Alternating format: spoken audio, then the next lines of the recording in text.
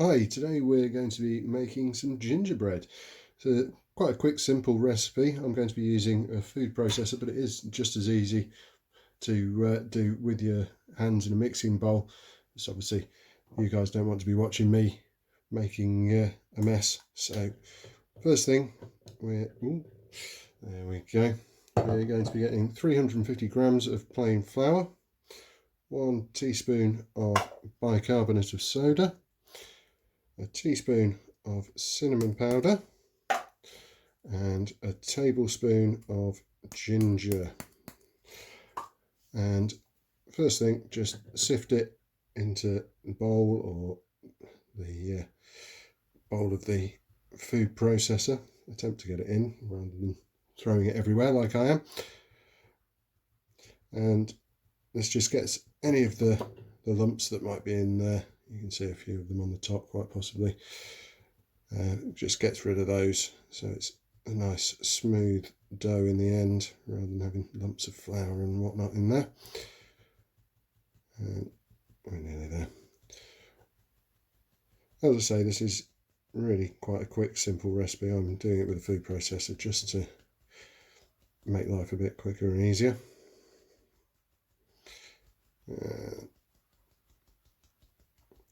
You can see the lumps there.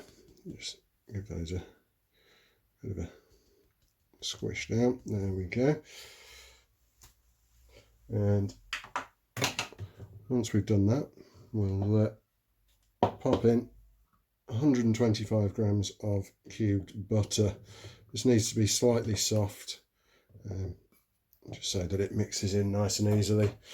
And I'll pop that onto the food processor, lid on. And what we're going to be doing, just blitz it ever so slightly so it looks sort of like crumb. I'll show you in a second. And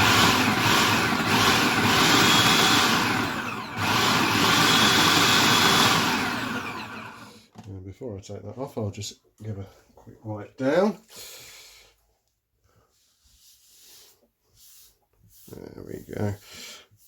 It is important to remember to just dry the surface off as well, because otherwise when the flour gets on there you'll be making glue, and that's just not what we want. So you should be looking something like this, a nice light crumb. And once we've done that, we're going to pop in some soft brown sugar, 175 grams of that, and again just give it a quick blitz up.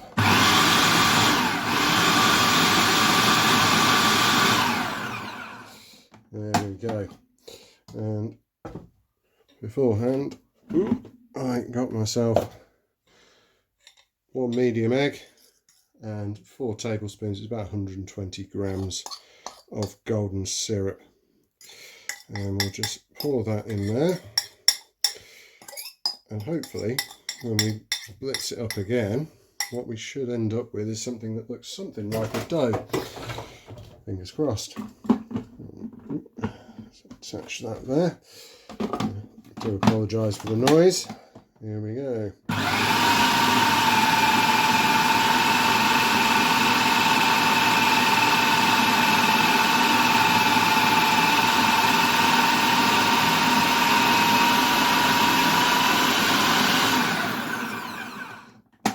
Right,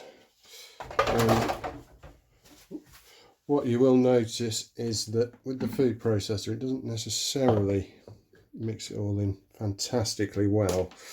So what we'll do is we'll just get a little bit more flour.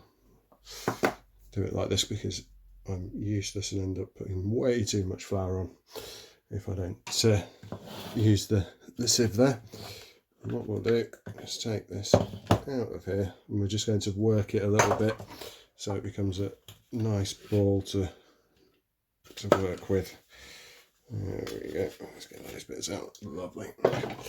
And then we'll just work it a little bit with our hands just to make sure that it all combines nicely. Try not to throw it off the side onto the floor. There we go, you can see it's coming together quite neatly now. And what I do is to split this into two, and we'll pop it into the fridge for 10-15 minutes, just so that it's nice and easy to work with. It sets the butter nicely.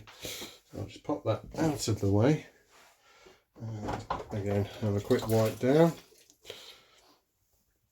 because otherwise we end up with stuff everywhere and I get in trouble with my good lady. There we go. And again, yeah, just dry it off so we don't end up making any more of a mess than we absolutely have to. Now, what I've done here, you can see I've balled this up. Here's one I made earlier in the great spirit of Blue Peter. And I tend to get it out just a few minutes before I want to work with it, because otherwise you can see this is still a little bit cold, but it will crack a little bit, and it just makes it a bit more difficult to work with. So if we just let it warm through just a tiny bit, then it just makes life a bit easier.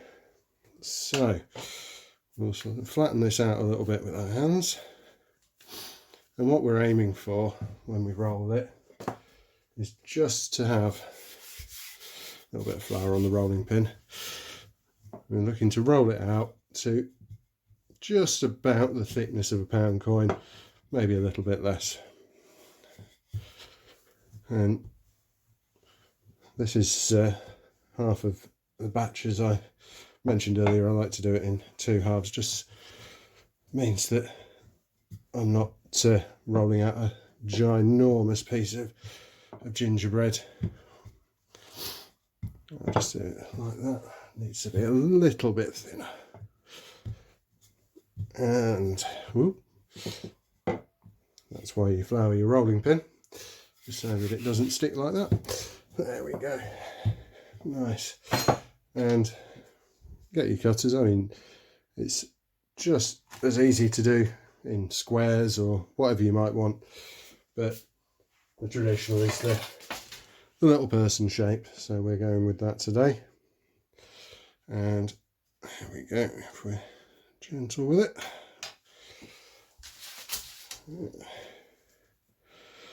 We'll just cut out a few of these just to pop on the baking tray, because the thing to remember is that these do sort of expand a little bit, and if you're not careful and don't place them, if you place them too close together even, they'll run into each other and end up being one giant gingerbread slab. But obviously what you can do is, when you can't fit another one, just work it together again, roll it out. But I'll just show you where we're at in terms of the spacings we want. So you can see those first two I cut out there. Leave that sort of amount of space, then you should be all right. They shouldn't run into each other too much. Pop those into the oven at 180 degrees. That is gas mark 4 for those of you using gas ovens, and give those 12 to 15 minutes so that they get a nice golden brown. And once I've just done this wipe down, there we go. And what we're looking for is something round about that sort of colour, a nice golden brown type colour. You will notice when they come out that they might still be a little bit soft to touch. That's absolutely fine, because those will set as they cool down.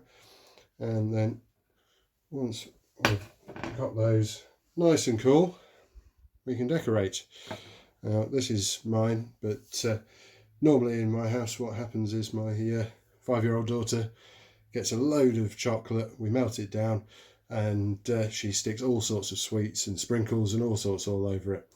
But want to remember, you can melt chocolate in the microwave. I know a lot of people will tell you just to stick a pan of water on and a bowl, and that is a perfectly good way of doing it, but it is quite a faff. It's quite time consuming. So as long as you do small bursts in the microwave, keep mixing it each time you've done an extra little heat through so it doesn't split, and you'll be absolutely fine. But that's it. All that's left to do now is to pop the kettle on, have a nice brew and a gingerbread. Thank you very much.